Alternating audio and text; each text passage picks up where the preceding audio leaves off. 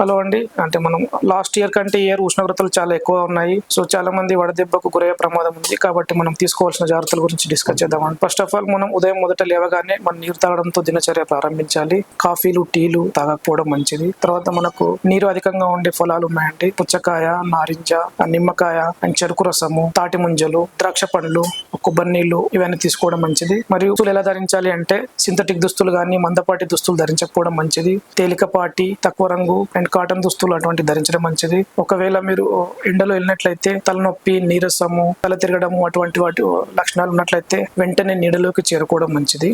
మన ఆహార విషయానికి వచ్చినట్లయితే ఎండాకాలంలో అధిక వేడినిచ్చేసే ఆహారాలు, మాంసం గానీ తర్వాత గుడ్డు గానీ తినకపోవడం మంచిదండి. సాధ్యమైనంత వరకు లో ఉన్న పదార్థాలు తినకండి. అంటే ఎప్పుడు వండిన ఆహారాన్ని అప్పుడే వండడం మంచిదండి. రాత్రి ఈ రోజు తినడం అట్లా చేయకండి. సో ఎండాకాలం అధిక ఉష్ణోగ్రత వల్ల ఆహారం పడే ప్రమాదం ఉంది.